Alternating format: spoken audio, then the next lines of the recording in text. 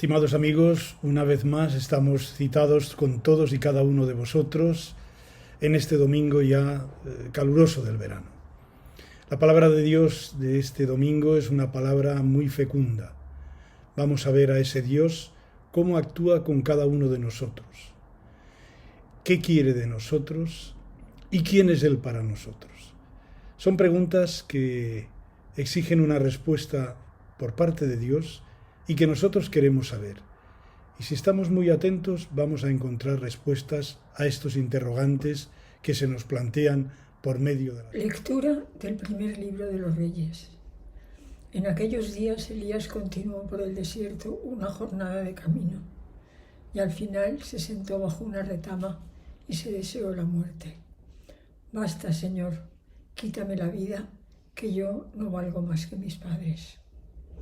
Se echó bajo la retama y se durmió. De pronto un ángel lo tocó y le dijo: «Levántate, come». Miró Elías y vio a su cabecera un pan cocido sobre piedras y un jarro de agua. Comió, bebió y se volvió a echar. Pero el ángel del Señor le volvió a tocar y le dijo: «Levántate, come, que el camino es superior a tus fuerzas». Elías se levantó, comió y bebió, y con la fuerza de aquel alimento caminó durante 40 días y 40 noches hasta el monte Horeb, el monte de Dios. Gustad y ved qué bueno es el Señor. Bendigo al Señor en todo momento. Su alabanza está siempre en mi boca. Mi alma se gloría en el Señor, que los humildes lo escuchen y se alegren. Proclamad conmigo la grandeza del Señor. Ensalcemos juntos su nombre. Yo consulté al Señor y me respondió. Me libró de todas mis ansias. Contempladlo y quedaréis radiantes. Vuestro rostro no se avergonzará.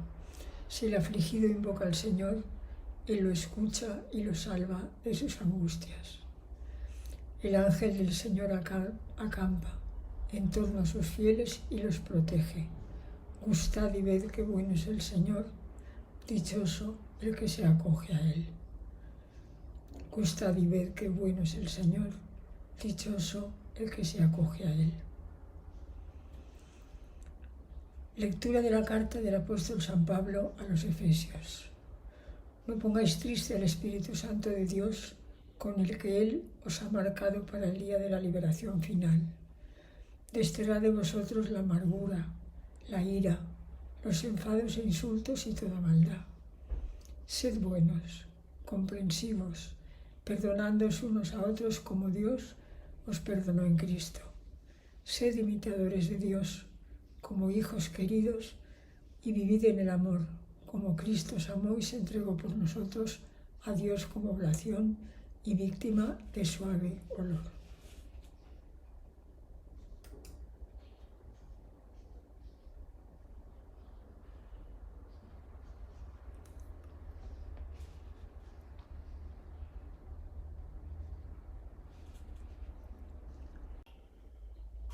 Lectura del Santo Evangelio según San Juan. En aquel tiempo los judíos criticaban a Jesús porque había dicho: «Yo soy el pan bajado del cielo». Y decían: ¿no es este Jesús el hijo de José? ¿No conocemos a su padre y a su madre? ¿Cómo dice ahora que ha bajado del cielo? Jesús tomó la palabra y les dijo: «No critiquéis. Nadie puede venir a mí si no lo atrae el Padre que me ha enviado, y yo lo resucitaré en el último día». Está escrito en los profetas: serán todos discípulos de Dios. Todo lo que escucha lo que dice el Padre y aprende, viene a mí. No es que nadie haya visto al Padre, a no ser el que procede de Dios. Ese ha visto al Padre. Os lo aseguro, el que cree tiene vida eterna. Yo soy el pan de la vida. Vuestros padres comieron en el desierto el maná y murieron. Este es el pan que baja del cielo para que el hombre coma de él y no muera. Yo soy el pan vivo que ha bajado del cielo. El que coma de este pan vivirá para siempre. Y el pan que yo daré es mi carne para la vida del mundo. La primera lectura del primer libro de los Reyes. En el libro primero de los Reyes tenemos los capítulos finales dedicados al ciclo de Elías, que se prolongará en el segundo libro de los Reyes con el ciclo de Eliseo, estos dos profetas del Antiguo Testamento que no tienen libro propio, pero que sus palabras y hechos están consignados en estos libros de los Reyes y que tienen relación directa con la decadencia y caída del reino de Israel. Hasta tal punto estos dos profetas fueron importantes que uno de ellos, Elías, aparece ni más ni menos en la fiesta de la Transfiguración que celebramos este pasado viernes, como representando al profetismo. Moisés, representando la parte, diríamos, del Antiguo Testamento, de la Torá, y Elías, el profetismo. El episodio de nuestro texto está situado inmediatamente después del sacrificio del Carmelo, ese reto entre los profetas de Baal, capitaneados por Jezabel, la mujer del rey Ahab, pagana, y Yahvé, y del cual el pueblo es testigo, un reto con esos 450 profetas.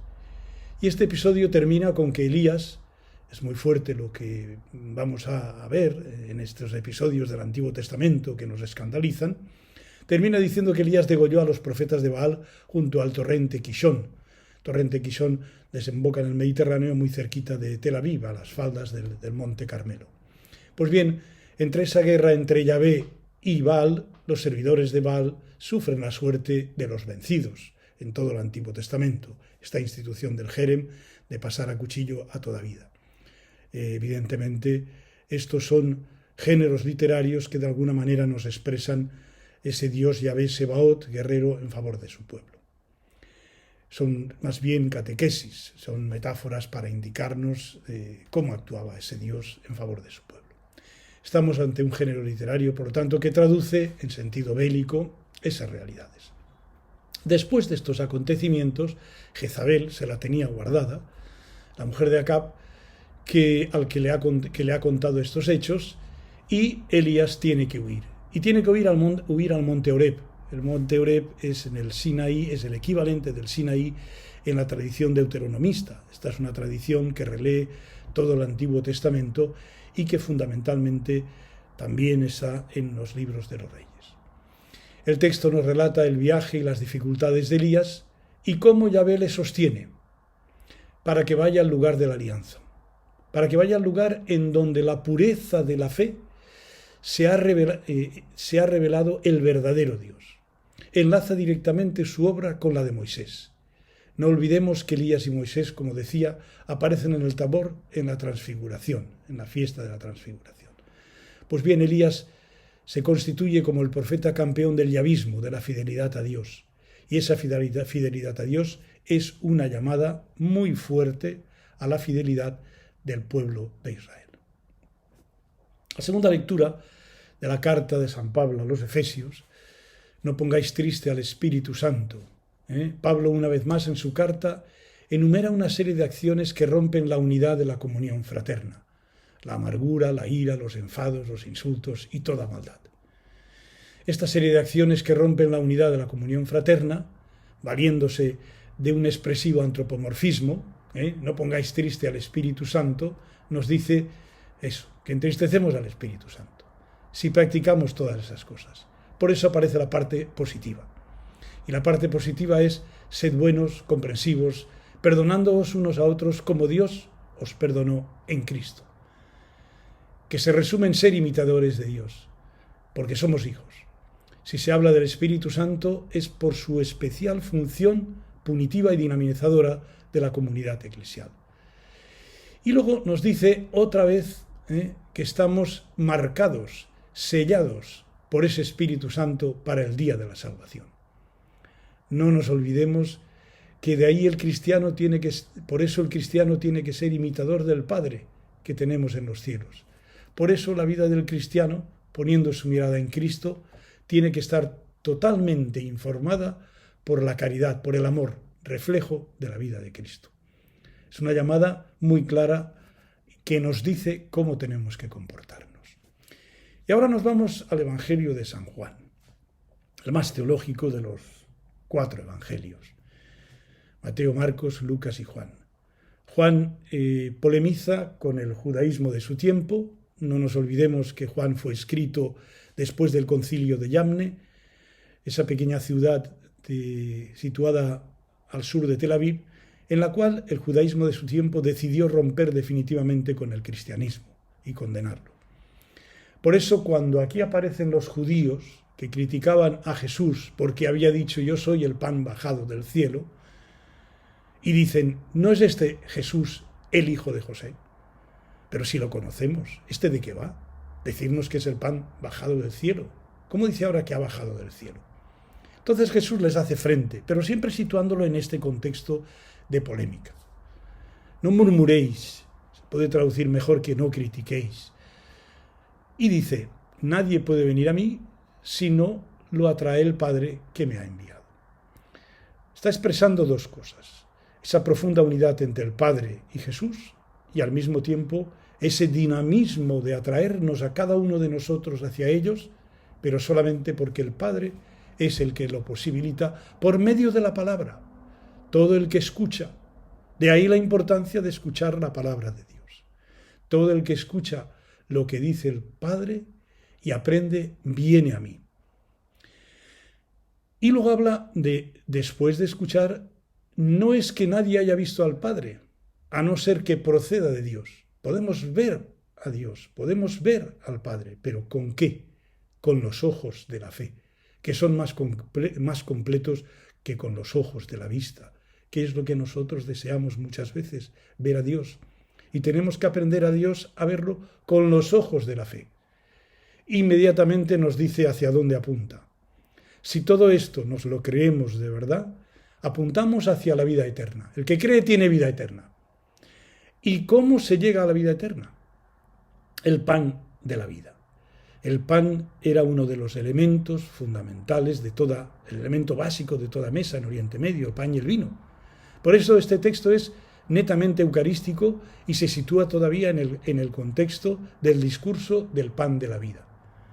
Y de nuevo nos repite, el que come de ese pan, el que come de esa palabra, el que come de mí mismo, ese doble lenguaje, palabra y mí mismo, no morirá, tendrá la vida eterna. ¿Por qué? Retoma el inicio polémico con los judíos, porque yo soy el pan vivo que ha bajado del cielo. El que coma de este pan vivirá para siempre. El pan de la Eucaristía es el pan de la eternidad. Es el camino cotidiano como elemento básico de nuestra mesa cristiana para caminar cada día hacia Jesús, pero al mismo tiempo es la puerta para la vida eterna. Y el pan que yo daré es mi carne para la vida del mundo, para darnos vida a cada uno de nosotros. Por eso en la última cena no aparece el relato del pan y el vino, aparece el relato del amor. ¿Por qué? Porque el pan, solamente en el contexto del amor, como nos decía la carta a los Efesios, es posible. Y ese contexto del amor se traduce en solidaridad. Pan para todos, Eucaristía para todos. No todo el mundo puede celebrar la Eucaristía en estos momentos. Hay muchas partes en la Iglesia que los cristianos no tienen la posibilidad de celebrar esa Eucaristía. Y pan, para mucha gente a la que le falta y que muere de hambre porque no tiene ese alimento básico que representaría el pan. Por eso la Eucaristía nos invita a la justicia y a la solidaridad y a la cercanía de los más pobres. Os deseo un buen domingo y vamos a seguir en la brecha cada domingo con vosotros para intentar vivir estos textos y participaros lo que nosotros llevamos en el corazón. Gracias.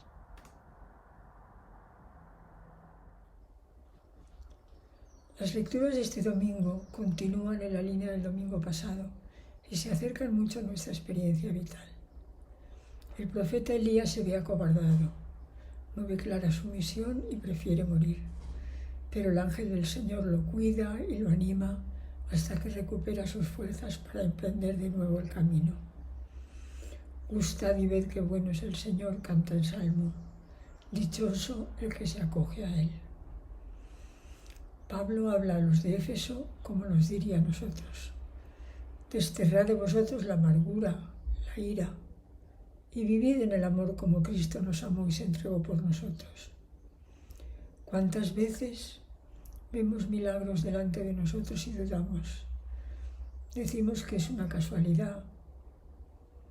El Señor actúa. ¿No es este Jesús el hijo de José? Conocemos a su padre y a su madre. Pero Jesús nos dice, no critiquéis. Nadie puede venir a mí si no lo atrae el Padre que me ha enviado. Ahí está la llave. El que cree tiene vida eterna. Vuestros padres comieron el maná y murieron. Yo soy el pan vivo bajado del cielo. El que coma de este pan vivirá para siempre. Y el pan que yo daré es mi carne para la vida del mundo. ¿Por qué seguimos dudando? ¿Qué es lo que queremos? Que se haga mi voluntad. Yo soy el pan de vida, dice Jesús. Estamos llamados a ser pan unos para los otros. Os invito a compartir este don inmenso, este pan vivo. Os invito a dejarnos hacer pan. Feliz domingo.